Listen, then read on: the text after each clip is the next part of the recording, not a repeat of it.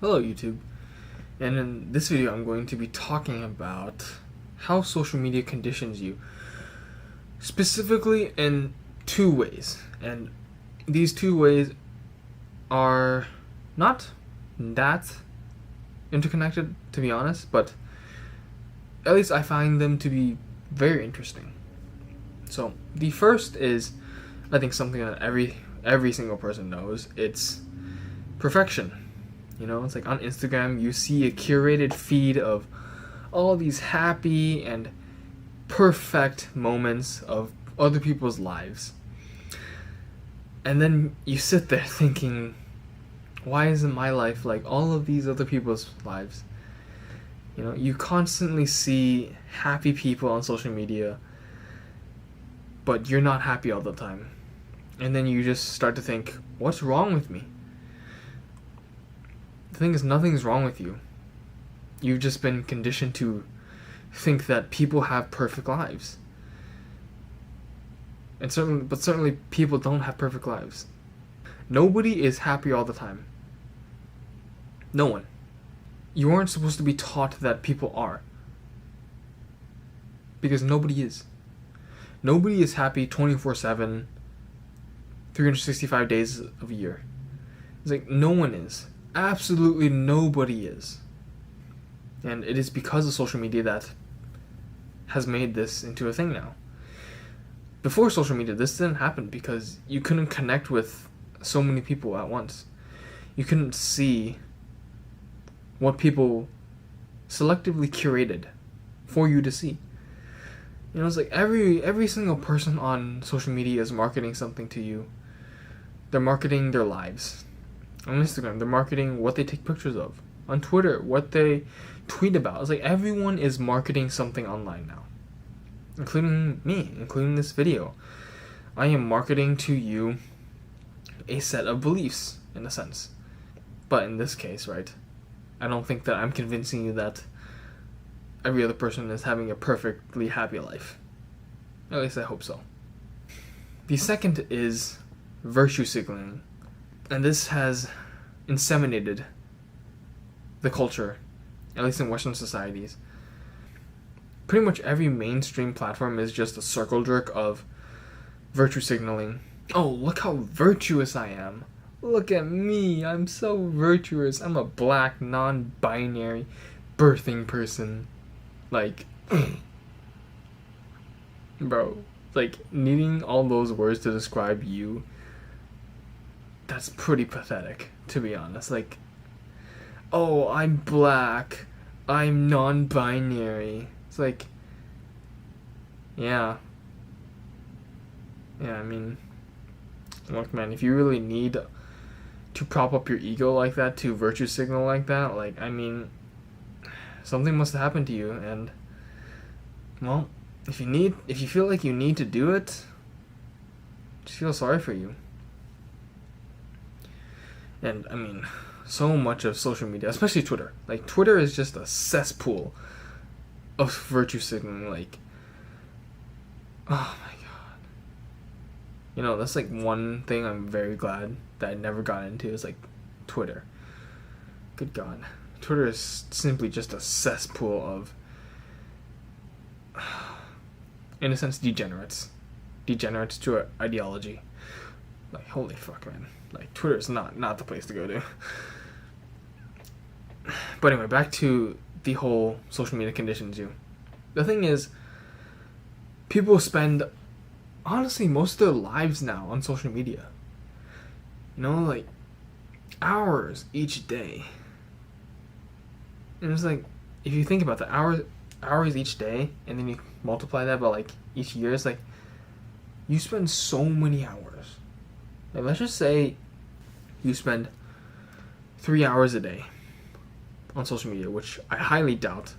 It's probably more like 6. But let's just say it's 3, right?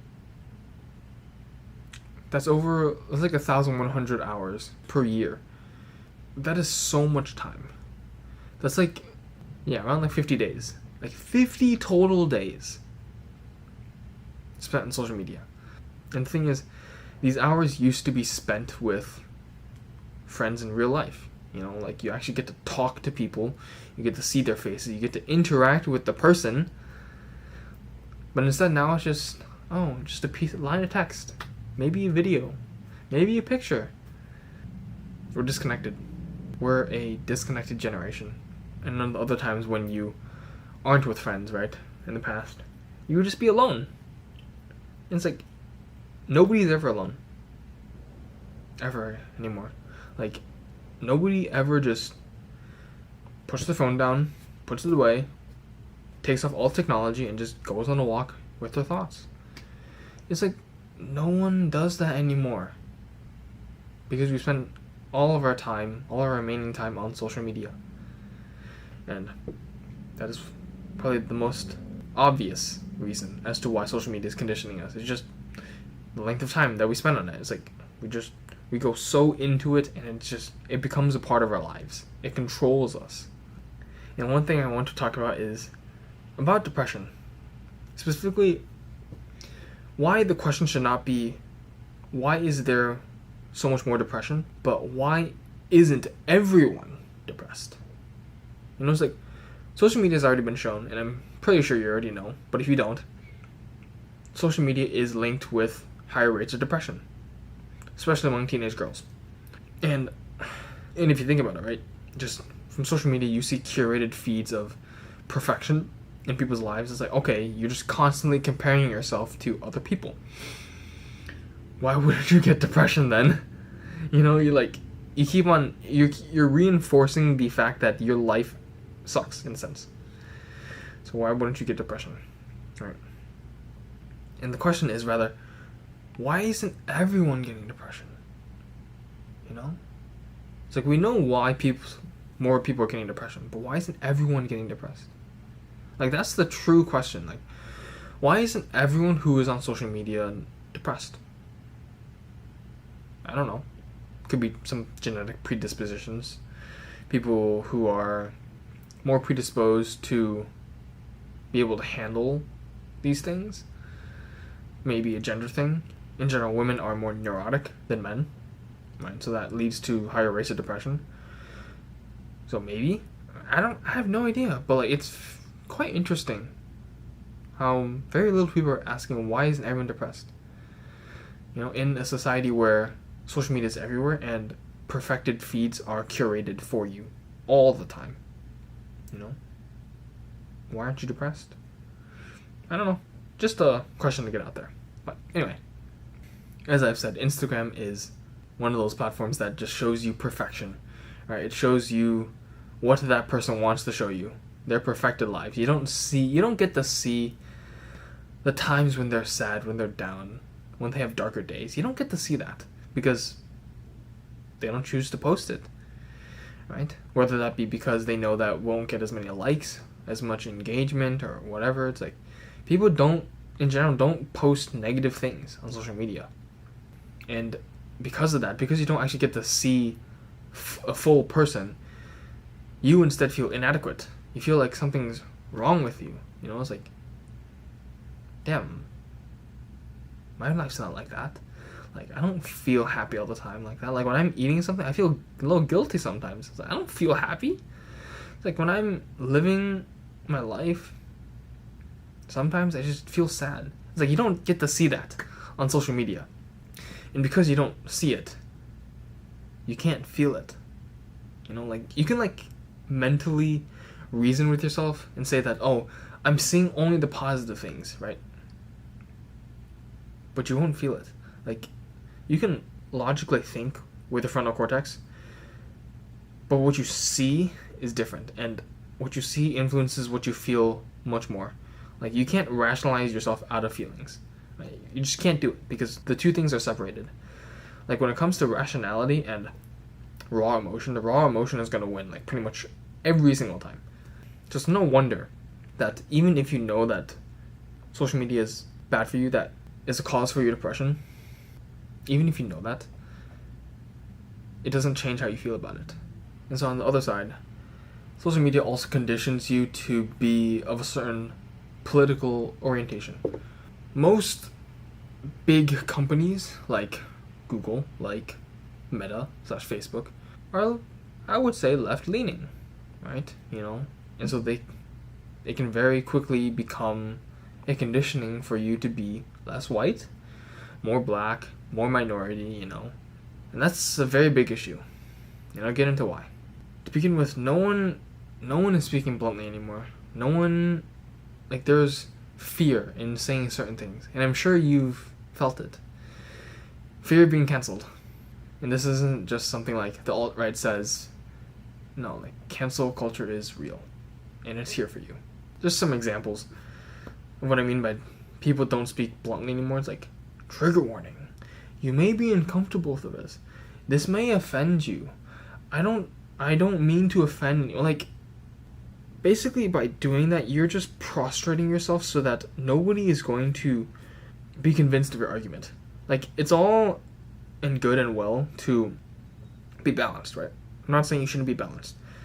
But there's a point where you prostrate yourself so much that your argument doesn't matter. There's so many caveats that there's no argument.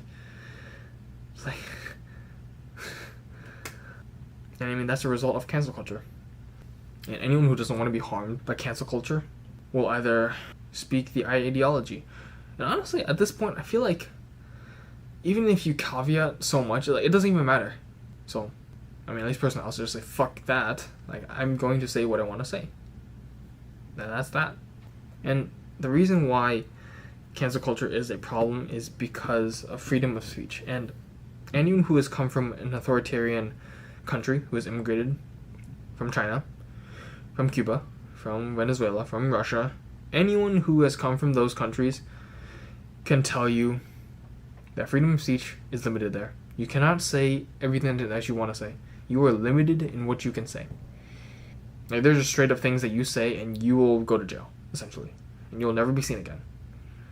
And if you haven't immigrated from a country like that, read Animal Farm by George Orwell or 1984, also by George Orwell. These two books, primarily 1984, show you exactly what an authoritarian state looks like. A state where freedom of speech is not allowed. A state where possibly the United States is going down. And I hope not. I truly hope, because I don't want to live in a authoritarian state. I truly don't. Right? Because it's fucking terrible. I do also believe there are movie adaptations for both Animal Farm and 1984, which, you can also watch those too as well. And also, in my opinion, honestly, 1984 and Animal Farm are books that I should have read in high school and middle school. It's in high school we read Of Mice and Men. It's about two people who are on a ranch, who work and then eventually buy a ranch, but then some things happen. It's the theme of the book was basically how the American dream isn't all it's out to be. It's okay. Yeah, I get the value of that, but Animal Farm in 1984 taught me so much more. And I think that in terms of value, A Mice and Men is down here. Animal Farm is there. 1984, up there. It's the value that these books tell you and give you is so much better. Although that may just be because I'm older now and I have a more vested interest in politics. So perhaps that's just the reason why. But, classics are classics, and simply my opinion. And going back to platforms, platforms have the capability to silence you. And in a sense, that means that you are limited in your speech. You don't have complete freedom of speech. Of course, regular freedom of speech in America, it doesn't mean that you can say absolutely everything. You can't say certain things to incite a crowd to violence. It's okay, that's illegal. But if something's said on social media, there should be no reason why this can't be said. For example, the fat positivity movement is utter bullshit. Another example, transgender men are not women. It's being able to say things that offend people, that is what freedom of speech is about. You may not like what other people say, but it's their freedom, it's their right. And certainly with cancel culture, that right's, it's disappearing, man. Anyway, what should you do, right? If you listen so far, if you think that the points made are pretty decent, what should you do? First of all, I think that you should read Animal Farm and or 1984, just because they were very illuminating to me, and I found a lot of value in them. So I think you would also find value in them, since that there are little parallels to our society right now, especially in 1984. Like 1984, the society in that book, that is an authoritarian state right there, and that is where we could potentially end up with. Read one of those books, right? I said this multiple times in other videos, and it's to quit social media, especially Twitter and Instagram, because, okay, Twitter, I've said in this video, like, Twitter is just a fucking cesspool. Instagram does not benefit you in any way for your mental health. I mean, honestly, I would argue that neither of them benefit you in any single way. Twitter, honestly, like, really, there's so much limited things you could say within the character allotment in Twitter, like, it's not even worth it, right? Instagram, I've heard arguments from people say, like, oh, I use it to connect with other people, connect with old friends, right? And the thing is, have you connected with them, though? Like, have you? Like, I'm just asking you, like, have you actually connected with them? Like, ever since you got their handle, have you connected with them? Especially if they live far away from you. You know, you met up in, like, a certain place, but then you went back to your home places, and therefore you're far away. Like, have you actually connected with them? Personally, I haven't. Like, I haven't connected with any of them. Zero. The downsides of keeping Instagram versus the very slim potential upside of being in contact with other people, it's not worth it, in my opinion. It may be worth it for you. I think it's not worth it, though. I don't think it's worth it. And that's why I say delete social media, because it's not adding anything to your life. The most you can do with social media is give. Because social media just takes. It takes. It takes your attention. It takes your energy. It takes your happiness. And the most you can do is just give. You can give these things. You can give to other people by making content that benefits other people. But the most that social media does is simply take. Now, this is disregarding platforms that I would say you should keep. Platforms that you use for educational purposes. YouTube, for example, you can use for educational purposes, right? You can subscribe to certain channels that are pure educational. That's why I keep it. So you can keep those platforms, in my opinion.